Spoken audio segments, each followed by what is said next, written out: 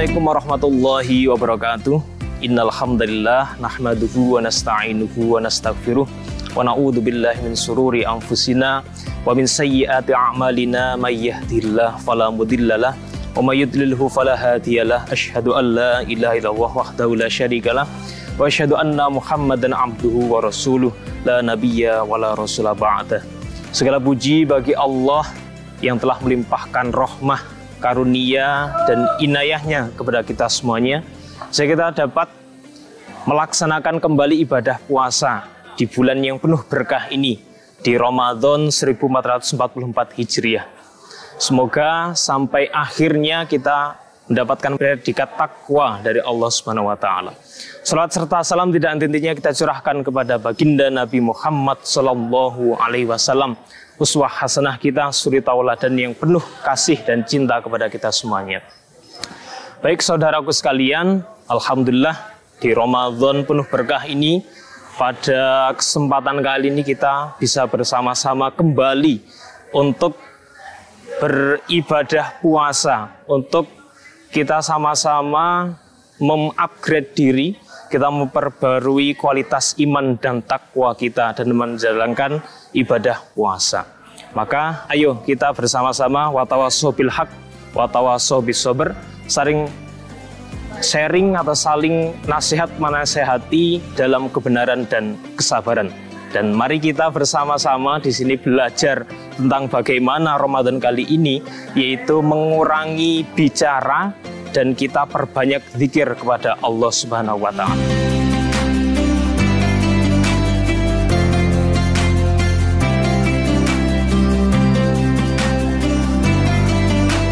Saudara-saudaraku sekalian yang insya Allah dirahmati oleh Allah Subhanahu wa taala, pada kesempatan bulan penuh berkah ini, bulan penuh maghfirah ini, bulan penuh rahmah ini, marilah kita sama-sama kurangi bicara dan perbanyak berzikir.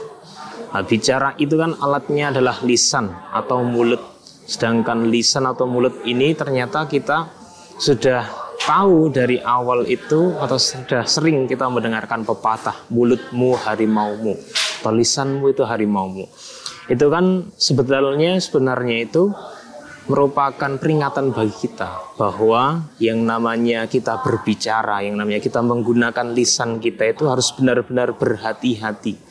Jangan sampai apa yang kita sampaikan itu melukai hati atau perasaan dari orang lain. Terlebih apa yang kita sampaikan atau apa yang kita ucapkan itu membuat problem atau membuat masalah-masalah yang itu pada akhirnya akan mencelakakan kita atau merugikan orang lain atau di lingkungan sekitar kita. Dalam hadis riwayat Bukhari disampaikan bahwa kita sebagai seorang yang muslim itu hendaklah menjadi orang yang bisa menyelamatkan. Artinya apa? Yaitu orang-orang di sekeliling kita itu bisa selamat dari ucapan dan dari perbuatan kita atau dari tangan kita, kayak gitu. Maka kita sebagai muslim itu hendaklah menjadi orang yang bisa sebagai pengayom, bisa menjadi seorang yang perangkul dan orang ramah yang nantinya itu disukai oleh orang-orang lain, sehingga orang lain itu ketika hadir kita di situ itu tidak terus akhirnya itu antipati atau mereka itu menjauhi kita oleh sebab perbuatan kita atau oleh sebab ucapan-ucapan kita itu. Memang banyak sekali hadis yang diriwayatkan oleh para ahli hadis dan apa yang sudah disabdakan oleh Nabi tentang berbicara ini. Jangan sampai kita itu menjadi seorang yang begitu lepas kendali dari diri kita sehingga kita itu tidak bisa mengontrol lisan kita sendiri.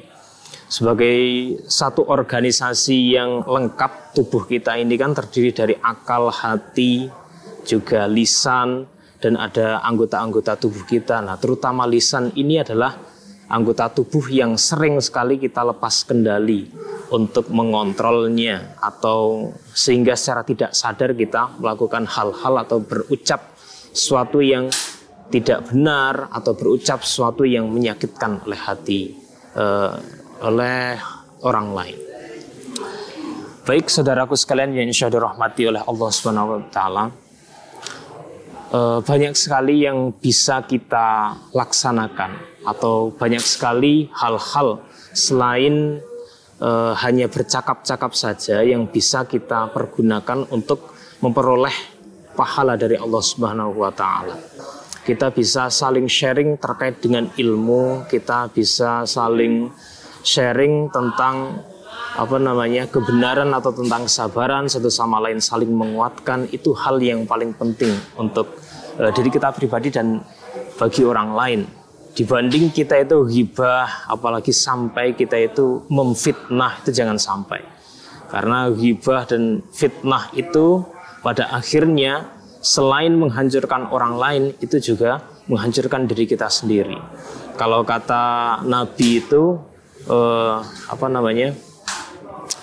tegakah kita sebagai seorang muslim itu memakan bangkai saudara kita sendiri, ya gitu kan. Itu perumpamaan orang yang ghibah itu begitu sangat hinanya atau tidak terpujinya, itu bagaikan orang yang memakan bangkai saudaranya sendiri. Makanan yang sudah basi saja itu kita tidak suka untuk memakannya, apalagi kita memakan orang lain atau memakan saudara kita sendiri. Tentu kita tidak inginkan hal itu, sehingga kita harus terus berhati-hati menjaga lisan kita, kurangi berbicara yang tidak baik, yang sia-sia, yang itu akan menimbulkan masalah-masalah di kehidupan kita.